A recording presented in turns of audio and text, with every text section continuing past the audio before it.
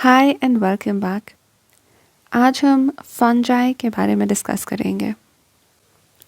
So you might have seen कहीं पे FUNGI लिखा होता है and sometimes it's written as FUNGUS। So fungi is the plural form of fungus. Now fungi word जो plural form है, it can be pronounced in 3 different ways and all 3 of them are correct. You can pronounce it as fungi, you can pronounce it as fungi, or you can pronounce it as fungi.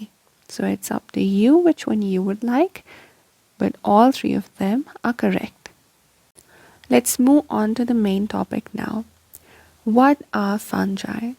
Fungi basically eukaryotic organisms होते हैं, ठीक है, और इसमें included है yeast, mold, mushrooms, ये सारे. Eukaryotic organisms क्या होते हैं? ये मॉडर्न ऑर्गेनिज्म है जिसका सेल स्ट्रक्चर काफ़ी कॉम्प्लेक्स है, इसमें सेल ऑर्गेनल्स है, इसका अच्छे से एक डिस्टिंक्ट न्यूक्लियस होता है, सेल वॉल होता है. तो जिन सेल्स में ये सारी चीज़ें आपको मिलेंगी, कंपार्टमेंटलाइजेशन मिलेगा आपको ऑर्गेनल्स का, वो यूकैरियोटिक ऑर्गेनिजम्स में क्लासिफाई किए जाते हैं. जैसे हमारे पास बैक्टीरिया था, दैट वाज प्रोकैरियोटिक. वो प्रोकैरियोटिक इसलिए था क्योंकि उसमें कंपार्टमेंटलाइजेशन नहीं थी, ऑर्गेनल्स ऐसे डिस्टिंक्ट नहीं थे, मेम्ब्रेन बाउंड नहीं थे, न्यूक्लियस मेम्ब्रेन बाउंड नहीं था, तो वो प्रोकैरियोटिक था. बट यूकैरियोटिक कुछ और होता है, ठीक है. We would discuss in detail about the prokaryotic and eukaryotic cells in the next video. So fungi जो है, इनके पास सेल वॉल होता है. जो भी ऑर्गेनिजम्स इस किंगडम में आते हैं, क्योंकि फंजाई एक टाइप का नहीं होता, जिस भी टाइप का फंजाई है, वो मशरूम है, मोल्ड है, यीस्ट है, जो कोई भी फंजाई है, उन सब का सेल वॉल होता है, जस्ट लाइक प्लांट्स. अगर हम मोड ऑफ न्यूट्रिशन के बारे में बात करेंगे, तो fungi are heterotrophs. They are not able to prepare their own food just like plants do. अपना खाना खुद नहीं बना सकते हैं, so they are classified as heterotrophs. और heterotrophic nutrition में इनका saprotropic nutrition होता है, ठीक है, या फिर ये as parasitic organisms भी रहते हैं. तो saprotrophic nutrition है, that means they can live on the dead organic matter, and parasitic जो fungi होगा, वो it lives on the body of other organisms including humans.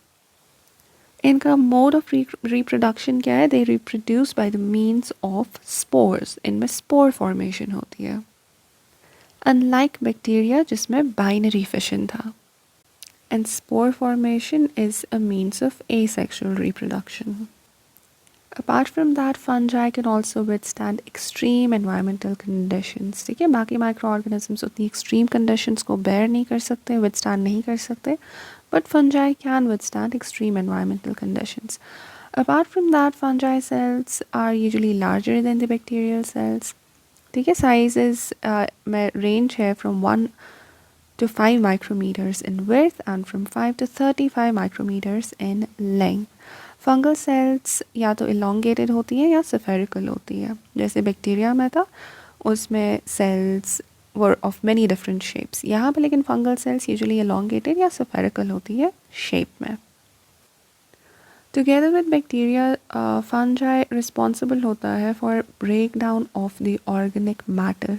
जैसे बैक्टीरिया डिकम्पोज कर रहा था ऑर्गेनिक मैटर को और रिलीज़ कर रहा था नाइट्रोजन, कार्बन, ऑक्सीजन, फॉस्फोरस को into the soil and atmosphere, so that इन सारे एलिमेंट्स का साइकिल चलता रहे. वैसे ही fungi are also responsible for the break down of organic matter and to release free nitrogen, carbon, oxygen and phosphorus into the soil and into the atmosphere. So fungi and bacteria, they together are responsible for the regeneration of these elements into our environment. So obviously fungi are very vital to our planet's ecosystem.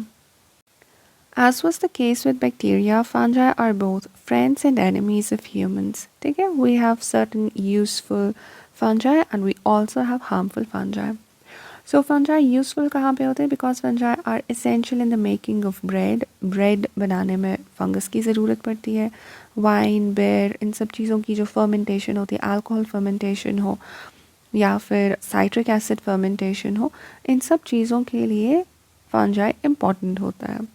Apart from that fungi कुछ जगहों पे fungi are also used as food. Like for example, mushrooms. People do eat mushrooms and वो mushrooms fungi होता है. However, fungi के बहुत सारे harmful effects भी होते हैं because it can cause many diseases in humans, plants and animals. And most common fungal diseases जो humans में होती है, it includes infections of fingernails and toenails. You might have seen in some people उनके nails में infection हुआ होता है. That's because of the fungus. That's a fungal infection.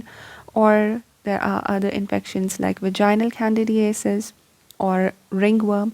These are all the infections caused by fungus. Or harmful aspects जो है fungi के, it causes the spoilage of food. ये textiles को, cotton के जो बने होते हैं textiles, उनको भी deteriorate कर देता है. It can damage paper and also cause many diseases that we already discussed. Microbiology field में पूरी एक branch है that is dedicated to the study of fungi and that is known as mycology. And one more interesting thing is fungal growth को हम control कर सकते हैं by using certain chemicals like phenol and its derivatives. For example, there is cresol or ethylphenol and chemicals of the same type. You can also use chlorine and chlorine compounds to control the growth of the fungus.